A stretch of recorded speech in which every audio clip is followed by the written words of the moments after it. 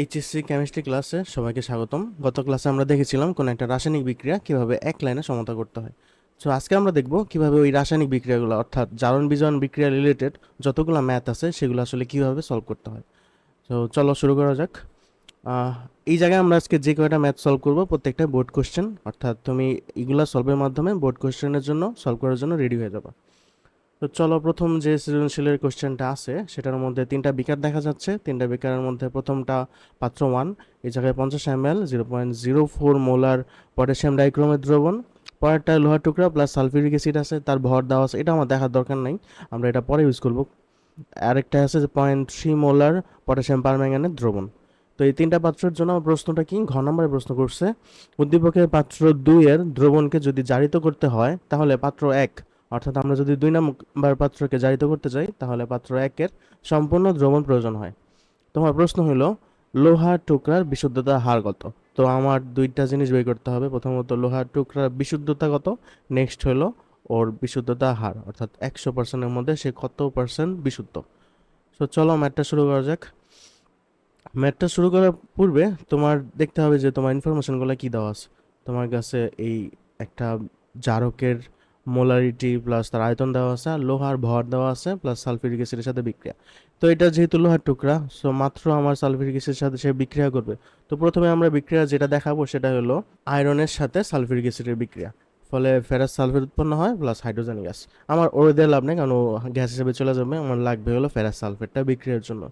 তো এই জায়গায় আমরা যেহেতু একটা অম্লীয় মাধ্যমে বিক্রিয়া করব, কারণ আমার অম্লীয় মাধ্যমটাই হলো সালফিউরিক অ্যাসিড, প্লাস আমরা নিতেছি হলো একটা জারক, সে হলো পটাশিয়াম পারম্যাঙ্গানেট, এবং একটা বিজারক, সেটা হলো ফেরাস সালফেট। তো আমরা গত ক্লাস যেটা ছিল সেই জায়গায় তুমি শিখছো যে এক লাইনে কিভাবে বিক্রিয়া সমতা করতে হয়। তো তুমি যদি তাও না পারো এখন পর্যন্ত, তাহলে তুমি ভিডিওটা দেখে নেবে, দরকার পড়লে আমরা তোমাকে ওইটা কমেন্টে দিয়ে দেবো। তো আপাতত আমরা ওই আগের নিয়ম অনুসারে এই বিক্রিয়াটা সমতা করে ফেলবো। তো আমার প্রথম নিয়ম ছিল যে জারক এবং বিজারকের তুল্য সংখ্যা এক্সচেঞ্জ করা। তো এই জায়গায় পটাশিয়াম ডাইক্রোমেট ওর তুল্য সংখ্যা হলো 6, সেটা পাওয়া যাবে ফেরাস সালফেট, অর্থাৎ সে পাবে হলো 6, ওটা জায়গায় লিখছি, এটা হলো 6। আর আয়রনের বা তুল্য সংখ্যা হলো 1, সে পাওয়া যাবে পটাশিয়াম ডাইক্রোমেট, অর্থাৎ 1 দেওয়া না দেওয়া সেম। নেক্সট, বিজারকে যে কয় অণু অক্সিজেন আছে, আমার জারকে বিজারকে যে কয় অণু অক্সিজেন আছে সেই কয় অণু পানি উৎপন্ন হবে। এই যে 7টা অক্সিজেন আছে না, তো এই জায়গায় 7 অণু পানি। এবার এই জায়গায় যে টোটাল 14টা হাইড্রোজেন আসলো বা হাইড্রোজেন আয়ন আসলো, এইটা টোটালটা পাবে হলো বিজারক থেকে। তো কিন্তু বিজারকে তো কোনো হাইড্রোজেনই নেই, তো কোত্থেকে আসবে, অবশ্যই অ্যাসিড থেকে। তো আমরা এই জায়গায় 7 দিলে সমতা হয়ে গেল। নেক্সট, আমার কোনো কাজ নেই, আমার এবার ডান এবং বাম পাশ ম্যাচ করতে হবে এবং প্রয়োজনীয় সংখ্যাটা গুণ দিয়ে আমরা সমতাটা শেষ করে ফেলবো। তো এই জায়গায় আমার আয়রন আছে 6টা, তো আমি যদি এটার আগে 3 দিই তো এটা সমতা হয়ে যায় আয়রন। নেক্সট, আমরা সালফেট পরে কাউন্ট করি, পটাশিয়াম 2টা, পটাশিয়াম 2টা, ক্রোমিয়াম এই জায়গায় 2টা আছে, এই জায়গায় ক্রোমিয়ামও 2টা আছে। তুমি হাইড্রোজেন তো ম্যাচ করছি আগে, এখন সালফেট তুমি কাউন্ট করো, সালফেট এই জায়গায় আছে 6টা, এই জায়গায় আছে 7টা, টোটাল 13টা। এইবার দেখো এই পাশে সালফেট কয়টা আছে, এই যে 3 আর এই যে 3, এটা 2টা গুণ হয়ে যাবে, অর্থাৎ 9টা সালফেট এই জায়গায়, এই জায়গায় একটা 10টা, আর এই জায়গায় যে 3টা 13টা, ডান। এবার সালফেট ছাড়া অক্সিজেন কাউন্ট করো। আমরা জাস্ট ম্যাচ করে নিয়েছি যে সমতা আছে কিনা, সমতা না থাকলে কিন্তু ম্যাথটা করা যাবে না, আমরা সমতা করে নেব। এই জায়গায় অক্সিজেন আছে সালফেট ছাড়া 7টা, এই যে দেখো 7টা অক্সিজেন, তো ডান, বিক্রিয়া সমতা ডান। এইবার আমরা ম্যাথটা শুরু করতে পারি। ম্যাথের শুরুতে আমরা আগে দেখে নেব যে কয় মোল জারক কয় মোল বিজারককে এই বিক্রিয়ার মধ্যে অংশ নিতেছে, অর্থাৎ সে কয় মোল জারক কয় মোল বিজারককে প্রশমিত করতেছে। তো এটার জন্য আমরা লিখি যে এই জায়গায় আমার 6 মোল ফেরাস সালফেট দ্রবণ ইউজ হইতেছে। কত মোলের জন্য, অর্থাৎ সে সমতুল করতেছে কত মোল জারককে, সে করতেছে জাস্ট 1 মোল, 1 মোল জারককে সে প্রশমিত করতেছে। আমরা লিখব পটাশিয়াম ডাইক্রোমেট। তো এই লাইনে আমার আসলে কার মানটা বের করতে হবে, লোহার। তো আমি এই জায়গায় আরেকটা লাইন বাড়াই লিখতে পারি যে আমার আসলে 6 মোল জাস্ট লোহারটা ইউজ করতেছে যেহেতু, তো আমি এই জায়গায় আয়রনটাই নিলাম। তো এই যে এই পর্যন্ত লিখতে পারো, অথবা তুমি ওর চার্জও দিয়ে দিতে পারো যে 2+। এইবার তার হলো 1 মোল K2Cr2O7। এটা হলো আয়রনের জন্য আমরা বের করছি যে তার 6 মোল 1 মোলকে জারিত করতেছে। নেক্সট, এইবার আমরা কাজ হলো সূত্রটা ইউজ করা, মানে আমরা এই জায়গায় যে সূত্রটা ইউজ করবো সেটা হলো আমরা এই পাশে লিখে রাখছি তোমার বোঝানোর জন্য আগেই। দেখো, এইটা হলো আমার কাঙ্ক্ষিত যে সূত্র, সেটা এই সূত্রটা আমরা ইউজ করবো। এটা হলো মোল সংখ্যা ইন্টু তুল্য সংখ্যা, এটা হলো জারকের এক পাশেরটা, এবং সমান অন্য পাশে থাকবে হলো মোল সংখ্যা ইন্টু তুল্য সংখ্যা, এটা হলো বিজারকের পার্ট। এই জায়গায় আমরা মোল সংখ্যাকে এন দিয়ে প্রকাশ করব এবং তুল্য সংখ্যাকে ই দিয়ে প্রকাশ করব। এই জায়গায় আমরা এন এর জন্য দুইটা সূত্র ইউজ করবো, একটা হলো এস ভি আর একটা হলো এস ভি মানে কি, এই জায়গায় কিন্তু ঘনমাত্রা ইন্টু আয়তন, আর ডাব্লিউ বাই এম অর্থাৎ ভর ডিভাইডেড বাই তার আণবিক ভর। তো এই সূত্রের জন্য আমরা সূত্রটা লিখে নেব এই পাশে, যে আমার প্রয়োজনীয় সূত্র কি ছিল। সূত্র ছিল এন ই, ধরো এটা আমি আয়রনের জন্য লিখতেছি, তো আয়রন Fe2+। আর এই পাশে যেটা থাকবে ওটা হলো আমি আমার জারকের জন্য ইউজ করব, তো এটা হলো K2Cr2O7। তো এবার মানগুলো আমরা বসাই। এখন আমার কিন্তু এন এর জন্য দুইটা সূত্র, একটা হলো এস ভি আর একটা হলো ডাব্লিউ বাই এম। আর আমি কোনটা ইউজ করব, আমার এইটা আমার বইলা দিবে আমার প্রশ্নের মধ্যে কি কি মান আছে, মান অনুসারে আমরা প্রশ্নের ওই সূত্রটা বসায় দেবো। দেখো, পটাশিয়াম পারম্যাঙ্গানেটের ক্ষেত্রে, আচ্ছা পটাশিয়াম পারম্যাঙ্গানেট না, এটা হলো পটাশিয়াম ডাইক্রোমেটের ক্ষেত্রে তার আয়তন ইন্টু তার আয়তন এবং তার মোলারিটি দেওয়া আছে, সো আমরা এই জায়গায় এসবি সূত্র ইউজ করব।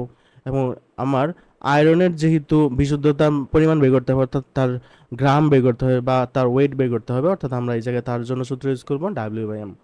তো এই জায়গায় আমরা ইউজ করব হলো W divided by M into তার তুল্য সংখ্যা।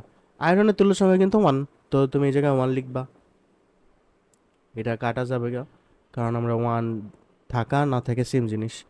পরে এটার জন্য আমরা ইউজ করবো এস ভি, মানে এস ইন্টু ভি, অর্থাৎ মোলারিটি ইন্টু আয়তন, আর ওর তুল্য সংখ্যা হলো 6, কারণ আমরা জানি 6 পাইছে।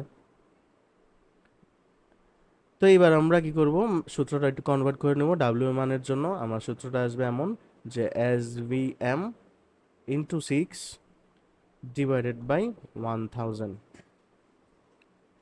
এই জায়গায় 1000 কেন আনছি আমরা, কারণ আমাদের এই সূত্রের জন্য ভি এর যে মানটা এটা কিন্তু এম এল এ দেওয়া ছিল, এই যে দেখো এম এল এ দেওয়া ছিল 50 ml। এইটা আমার সবসময় এই সূত্রে লিটারে করতে হবে, অর্থাৎ মোলারিটি আমরা পার লিটারের জন্য হিসাব করবো। তো আমরা এই জায়গায় জাস্ট মানটা বসাবো, মান বসায় ক্যালকুলেশন করবো, অ্যান্সার বের হয়ে যাবে। আমার এস এর মান ছিল 0.04, এম এর মান ছিল, একটু দেখেই কত ছিল মানটা, 50। তো আমরা এম এর মান ভি এর মান ইউজ করবো হলো 50, এম আণবিক ভর এই জায়গায় আমরা ইউজ করবো হলো আয়রনের জাস্ট, তো এটা হলো 55.85, আর নিচে হইলো 1000, আর উপরে আবার 6 আছে মূল তুল্য সংখ্যার জন্য। তো এটা আমরা ক্যালকুলেশন করার জন্য ক্যালকুলেটার বসাবো, একটা মান পেয়ে যাবো, ওইটা হলো আমার। এই জায়গায় তুমি যে মানটা বের করতেছো এটা হচ্ছে জাস্ট এক্সাক্ট বিশুদ্ধতা লোহার। তো ক্যালকুলেটরে বসানো যাক মানগুলা, ডিভাইডেড নিব আমরা ভগ্নাংশ, 0.04 into 50 into 55.85 into 6 divided by 1000। তো আমার মান আসছে 0.6702, অর্থাৎ 0.6702 গ্রাম। আমার এটা হলো বিশুদ্ধ লোহার পরিমাণ। কিন্তু আমার কাছে কি চাইছে সে, আমার কাছে চাওয়া হয়েছে লোহার টুকরা বিশুদ্ধতার হার। তো আমার বের করতে হবে শতকরা কত পার্সেন্ট বিশুদ্ধ। তো শতকরা বিশুদ্ধতার হার বের করার জন্য আমার কি করতে হবে, ধরো আমরা লিখলাম যে বিশুদ্ধতার হার,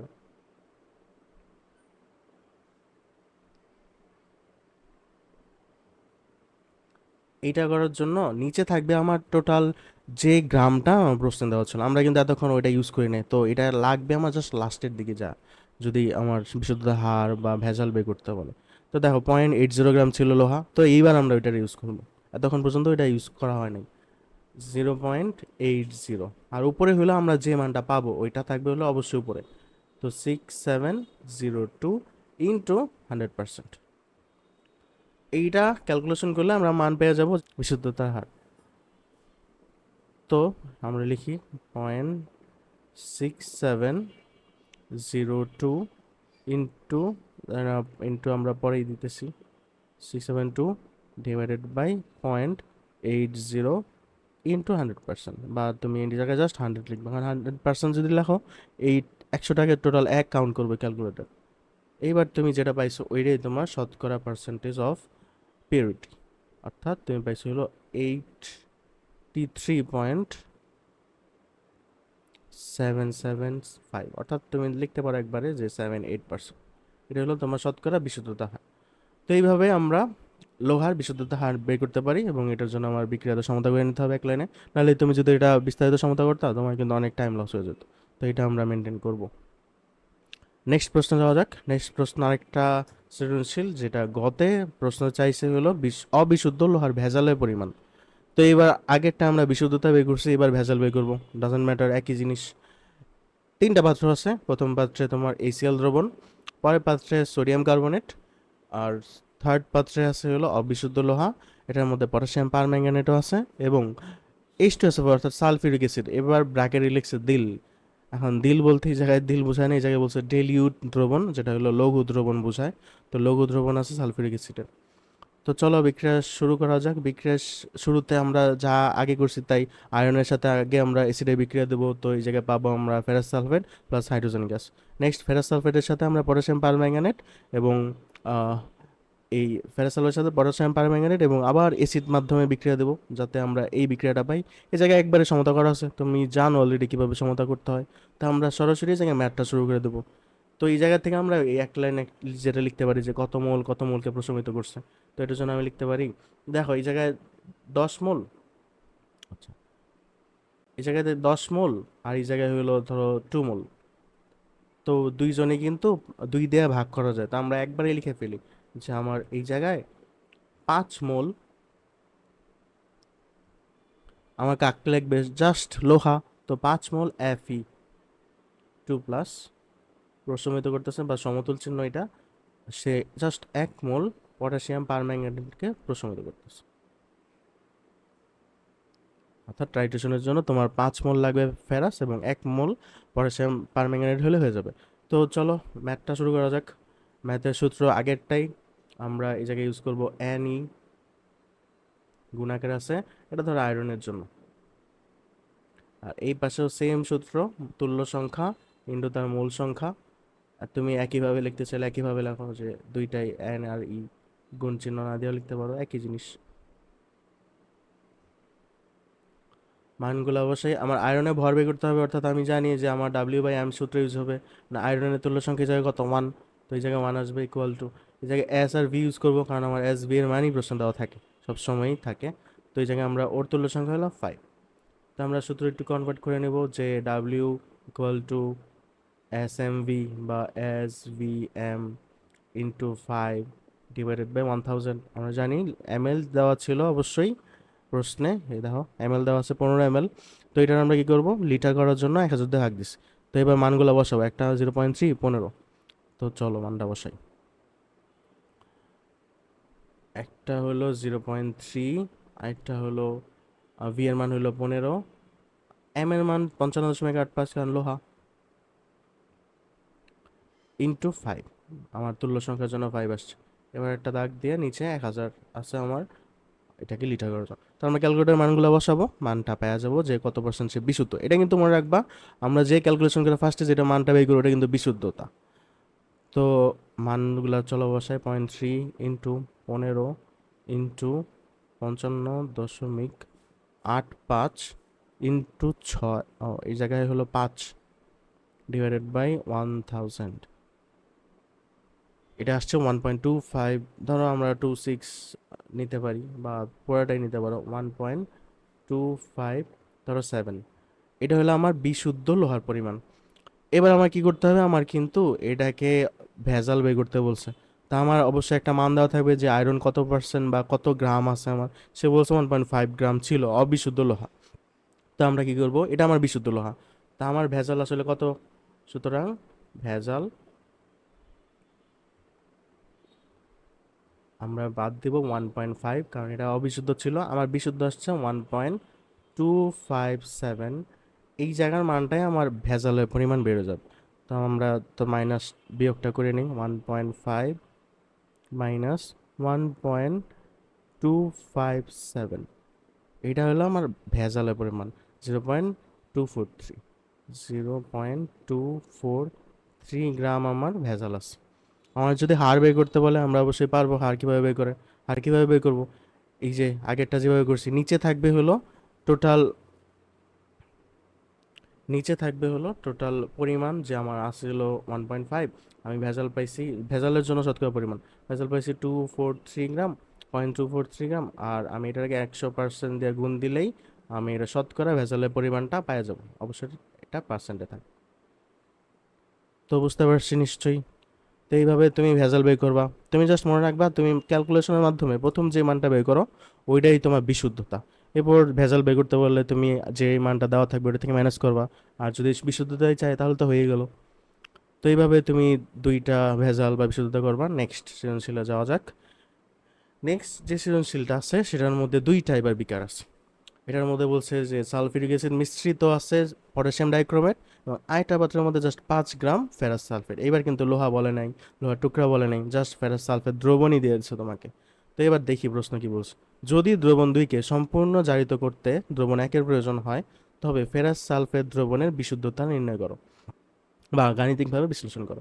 অর্থাৎ আমার এই পাত্র দুটাকে যদি আমি জারিত করতে চাই, অর্থাৎ 2 নম্বর পাত্রকে যদি আমি জারিত করতে চাই, তাহলে ওর বিশুদ্ধতা কত এটা বের করতে হবে। এবার একটা জিনিস মনে রাখতে হবে, এবার কিন্তু আমারে বলছে যে দ্রবণ টোটালটার বিশুদ্ধতা, আমার কিন্তু বলে নেই লোহা কতটুকু, কারণ এই জায়গায় দ্রবণ দেওয়া আছে। তো এবার আমরা একটু চেঞ্জ হবে, বাকিটা সেম থাকবে। তো এই জায়গায় আমার আয়রনের সাথে সালফিউরিক অ্যাসিড বিক্রিয়া হবে না, কারণ আমাকে দ্রবণই দিয়ে দিচ্ছে সরাসরি। তো আমরা সরাসরি আমার মেইন বিক্রিয়ায় চলে যাব, যে অম্লীয় মাধ্যম অর্থাৎ সালফিউরিক অ্যাসিডের মধ্যে ফেরাস সালফেট এবং পটাশিয়াম ডাইক্রোমেটের বিক্রিয়া করব। তো করছি এবং এটা সমতা করা আছে। তো নেক্সট লাইনে আমরা কি লিখতে হয় জানি। তো আমরা ওইটা লিখে ফেলবো যে আমার 6 মোল এফই, টোটালটা লিখতে হবে কারণ আমার এবার দ্রবণের জন্য বিশুদ্ধতা চাইছে। 6 মোল প্রশমিত করতেছে হচ্ছে সমতুল 1 মোল পটাশিয়াম ডাইক্রোমেট।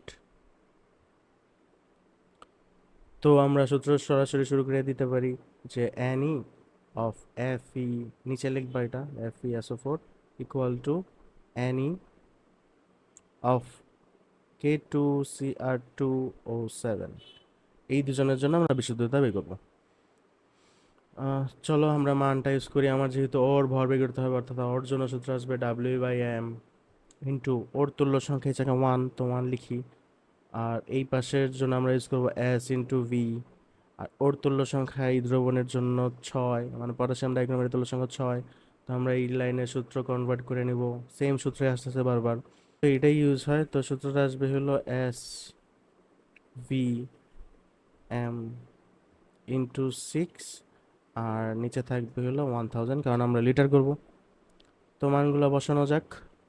এস এর মান কত দেওয়া আছে, ভি এর মান কত দেওয়া আছে আমরা দেখে আসছি। এস এর মান হলো 0.2 আর ভি এর মান 25, অর্থাৎ আমার এস এর মান হলো 0.2, ভি এর মান হলো 25 ইন্টু এম। এবার এম কিন্তু আমার আণবিক ভর টোটালটার জন্য আসবে, এতক্ষণ 55.85 হয়েছে। এবার কিন্তু টোটাল ফেরাস সালফেটের জন্য কত এটা দেখাতে হবে। তো চলো আগে দেখি কত আসে ওর জন্য। আয়রনের জন্য 55.85 ইন্টু, আয়রনের মধ্যে সালফার আছে 1 জন, তো 32 আণবিক ভর, প্লাস অক্সিজেন আছে 4 জন, তো 16 ইন্টু 4, দেখি কত আসে। ওর মান আসছে, কোনো জায়গায় ভুল করছি, এই জায়গায় গুণ দিয়ে দিচ্ছি, মানে এত আসার কথা না। তো আমরা একটু চেঞ্জ করি, আমরা এই গুণের জায়গায় প্লাস দিই। হ্যাঁ, এইবার দেখো মানটা আসবে 151.85। তো আমরা মানটা এবার এই জায়গায় লিখি 151.85 ইন্টু 6 ডিভাইডেড বাই 1000। এইবার এই মানটা ক্যালকুলেটরে বসাই, দেখবা তোমার মান চলে আসবে, অর্থাৎ বিশুদ্ধতার পরিমাণ চলে আসবে 0.2 into 25 into 151.85 into 6 divided by 1000। তো পাইছো 4.56 ধরা যায় গ্রাম হলো বিশুদ্ধ লোহার পরিমাণ। তো বিশুদ্ধ লোহা না, ফেরাস সালফেটের বিশুদ্ধ পরিমাণ হলো 4.5, আরেকটা ধরো, আর ধরে 5-6 গ্রাম দাও, মানে আমরা দশমিকের পর চেষ্টা করবো 3 ঘর মানটা নেওয়ার জন্য, যাতে অনেকটা কাছাকাছি মান আসবে এক্স্যাক্ট মানের। তুমি 2 ঘর নিতে পারতাম, 2 ঘর নিলে তোমার এটার সাথে 6 হয়ে যেত, কারণ 5 বা 5 বেশি গেলে তো 1 যোগ হয়। তো এইভাবে তুমি এটা বিশুদ্ধতা বের করতে পারতো। আর যদি বলে যে শতকরা কত বা হার কত, তাহলে তুমি আগের মতো করবা। নিচে থাকবে তোমার টোটাল পরিমাণ, ওর পরিমাণকে দিছে, এখানে 5 গ্রাম দিছে, তো তুমি এটা 5 গ্রাম নিচে দিয়া ওর টোটালটার জন্য বের করে ফেলবে। আর আমার যেটা বেরিয়েছিল এই কিন্তু বিশুদ্ধতা। ভেজাল বের করতে বলে 5 থেকে এই এই মানটা মাইনাস করতে, অর্থাৎ এই মানটা যেটা দেওয়া আছে ওটা মাইনাস করতে। আর যদি বলে এইটা বিশুদ্ধতার হার কত, তাহলে হলো 4.556 ডিভাইডেড বাই টোটাল ভর ছিল 5 গ্রাম ইন্টু 100%। এটা থেকে তুমি বিশুদ্ধতা হার বের করে ফেলবা। করলাম না, তুমি নিজে চাইলে তুমি করে নিতে পারবা। সো ডান। সো এই জায়গায় আমরা কি ব্যতিক্রম দেখলাম? ব্যতিক্রম দেখলাম হলে এবার আমার লোহার ভরটা চাই নাই, আমার হচ্ছে টোটাল দ্রবণের জন্য ভর কত। এই জন্য কিন্তু আমরা টোটাল আণবিক ভর ইউজ করছি, লোহারটা বললে জাস্ট লোহার পারমাণবিক ভর ইউজ করতাম। তো ডান, এইভাবে তুমি এটা সলভ করে ফেলবা দ্রবণ। এই জন্য প্রশ্ন পড়াটা অনেক ইম্পর্টেন্ট। প্রশ্ন না পড়ে অ্যান্সার করতে গেলে কিন্তু তোমার ভুল হয়ে যেতে পারতো। নর্মালি তুমি আয়রন আয়রন করতেছো, কিন্তু এবার কিন্তু পুরা ফেরাস সালফেট। চলো নেক্সট সৃজনশীল। এইটা একটু ক্রিয়েটিভ কোশ্চেন। এই জায়গায় তোমাকে দুইটা কোম্পানি দিস, কোম্পানির নাম বলে নেই, তোমাকে বলছো জাস্ট এ আর বি কোম্পানি। অ্যান্ড দুইটা কোম্পানিতে লোহা আর কি ট্রাইট্রেশনের মাধ্যমে আকরিক থেকে এটা বের করা হয়, অর্থাৎ তোমার পিওর লোহাটা কতটুকু এটা বের করার জন্য সে এটা টাইট্রেশন করে। এটার জন্য সে ইউজ করে টোটাল আকরিক যে লোহা, আকরিক তো বুঝি যে খনি, ওটার মধ্যে আছে হলো 10 গ্রাম। আর এই কোম্পানিও নিছে 10 গ্রাম, কিন্তু একই পরিমাণ দ্রবণ নিছে। ধর আকরিকে সালফিউরিক অ্যাসিড দ্রবণ যোগ করার পর প্রাপ্ত দ্রবণ, অর্থাৎ টোটাল দ্রবণ ছিল তোমার 1 লিটার, কিন্তু ট্রাইট্রেশন করার জন্য কিন্তু পুরো দ্রবণটা নেয় নাই। এই জায়গায় নিচে মাত্র 25 ml, অর্থাৎ তোমার দ্রবণ টোটাল ছিল 1 লিটার, ওই জায়গা থেকে কিছু পরিমাণ যৌগ নিয়ে সে ট্রাইট্রেশনটা করতেছে, অর্থাৎ 25 ml নিচ্ছে। এবং এই 25 ml এর জন্য সে ইউজ করছে ট্রাইট্রেশনে বিকারক হিসেবে জারক potassium permanganate. A company use করছে এবং B company potassium dichromate use করছে। এখন তাদের আলাদা আলাদা মোলারিটি এবং আয়তন দেওয়া আছে। তোমার কাছে প্রশ্ন করছে কোন কোম্পানির আকরিক হতে আয়রন উৎপাদন বেশি লাভজনক হবে। অর্থাৎ আমার টার্গেট কি? আমার টার্গেট হলো দুই কোম্পানির জন্যই আমার আয়রনের পরিমাণ অর্থাৎ বিশুদ্ধতা বের করা। এবং এটা অবশ্যই আমরা পার্সেন্টে বের করবো, কারণ হার কত কোনো কিছু লাভজনক হতে হলে সবসময় আমরা শতকরাতে বের করবো। তো বের করবো যে কার থেকে আমি বেশি পরিমাণ লাভজনকভাবে বেশি বিশুদ্ধ লোহা পাচ্ছি। তো যেটার পার্সেন্টেজ বেশি আসবে ওইটাই আমি বলবো যে ওই কোম্পানি থেকে লোহা উৎপাদন বেশি লাভজনক হবে। তো এইটা করার জন্য আমার দুইটা স্টেপে ম্যাথটা করতে হয়। প্রথমটা হলো এ কোম্পানির জন্য, সেকেন্ড স্টেপটা হলো বি কোম্পানির জন্য। তুমি বের করার মাধ্যমে বলতে পারবা কারটা বেশি লাভজনক। তো চলো শুরু করা যাক। তো এই ক্ষেত্রে আমরা এই কোম্পানি যে দ্রব্যগুলো ইউজ করছে বা যে দ্রবণগুলো ইউজ করছে তার জন্য বিক্রিয়া লিখে নেব। অবশ্যই ফেরাস সালফেট আছে এই জায়গায়, কারণ ওই জায়গায় তো তুমি না হলে লোহার আকরিক বলতেই ফেরাস সালফেট বোঝায়। এরপর প্রথম এই কোম্পানি ইউজ করছে জারক হিসেবে পটাশিয়াম পারম্যাঙ্গানেট। আমরা এই জায়গায় একটা জিনিস করা হয়নি, এটা হলো বি কোম্পানির জন্য হইতেছে, কারণ আমরা এই কোম্পানিতে পটাশিয়াম পারম্যাঙ্গানেট ছিল। তো আমরা এটা লিখে নিব যে বি কোম্পানি। তো বি এর জন্য আমরা আগে বের করতেছি potassium dichromate plus sulphuric acid plus ferrous sulphate. বিক্রিয়া আছে, বিক্রিয়া সমতা করা আছে, তুমি জানো অলরেডি কীভাবে সমতা করতে হয়। তো চলো এটা থেকে আমরা বের করি যে বিশুদ্ধতার হার কত। তো শুরুতে যা করতে হয় ওটা আমরা আগে করে নিই, যে 6 মোল। আমার জাস্ট লোহা বের করতে হবে, তো আমি আয়রন ইউজ করবো, সালফেট লাগবে না আমার। তো 6 মোল Fe2+ সমতুল আমার কত মোল লাগতেছে? জাস্ট 1 মোল। 1 মোল পটাশিয়াম ডাইক্রোমেট, এটাকে জারিত করতেছে। তো আমরা সূত্র শুরু করতে পারি। আমার সূত্র হলো Ni ফর Fe2+, আরেকটা হলো Ni তুল্য সংখ্যা ইন্টু মোল সংখ্যা, এটা হলো পটাশিয়াম পারম্যাঙ্গানেট, পটাশিয়াম ডাইক্রোমেট। তো আমরা অবশ্যই লোহার ভাবে করব, তো সূত্র আসবে W/m। আর তুল্য সংখ্যা আয়রনের 1 ইকুয়াল S/V, তার মানে ওর S/V ইউজ করবো, আর ওর তুল্য সংখ্যা হলো 6। তো সূত্র সেমই সব এখন পর্যন্ত, কারণ একই সূত্র দিয়েই তুমি সব ম্যাথ করতে পারবা। S/V/m ইন্টু 6/1000, এটা আমরা জানি কেন। এইবার আমরা চলো মানগুলো বসাই। এস তোমার দেওয়া আছে হলো 0.02, ভি 12, আণবিক ভর 55.85, ইন্টু 6 ডিভাইডেড বাই 1000। এইবার মানগুলো ক্যালকুলেটরে বসাবো, আমরা পাওয়া যাবো যে এই জায়গায় আমার বিশুদ্ধতার পরিমাণ কত, এবার আমরা শতকরা বের করে নেব। চলো মানগুলো বসানো যাক। 0.02 ইন্টু 12 ইন্টু 55.85 ইন্টু আরেকটা গেছিলো 6 ছিল, নিচে হলো 1000। আমরা পাইছি 0.080 অর্থাৎ 0.08। চলো মানটা বের করে রাখি।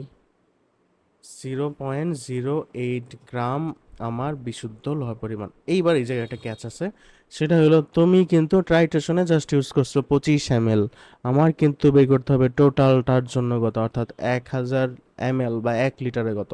তো আমরা একটু 1 লিটারের জন্য এই জায়গায় বের করে নেব। নেক্সট আমি শতকরা হার বের করবো। তো তুমি যেটা পাইছো, তুমি কার জন্য পাইছো, তুমি হলো 25 ml তুমি ফেরাস সালফেট দ্রবণে এটা পাইছো, বা 25 ml এর জন্য তুমি এটা পাইছো।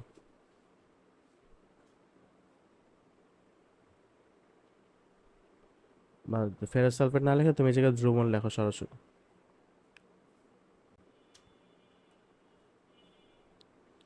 25 ml দ্রবণে তুমি আয়রন পাইছো 0.08 গ্রাম।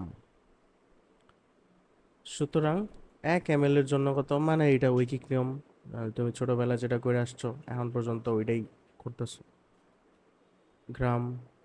তাহলে এটা 1000 ml এর জন্য কত, কারণ আমরা জানি 1000 ml মানে 1 লিটার।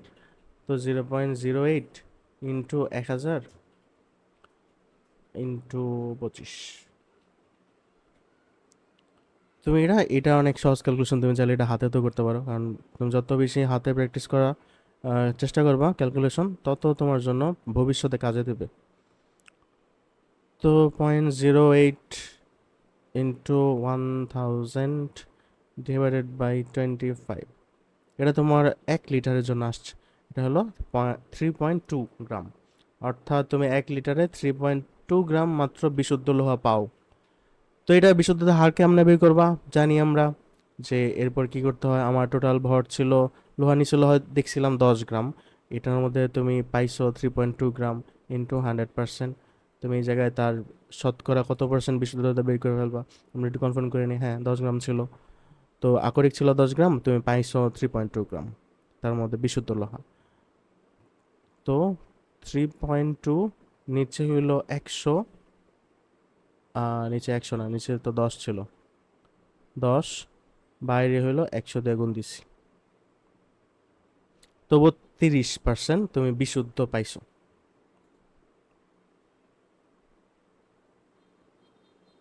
এইবার কি করবা, সেম নিয়মে তুমি অবশ্যই পারবা যে এ কোম্পানির জন্য কত, এ কোম্পানির সেম নিয়মে করবা। যদি দেখো যে তার শতকরা বিশুদ্ধতা হার বি কোম্পানির চেয়ে বেশি, তখন তুমি বলে দিবা যে অবশ্যই এ কোম্পানির লোহা উৎপাদন বেশি লাভজনক। আর যদি কম হয় তাহলে বি কোম্পানি বেশি লাভজনক। আশা করি তুমি বাঘে ডুব করতে পারবা।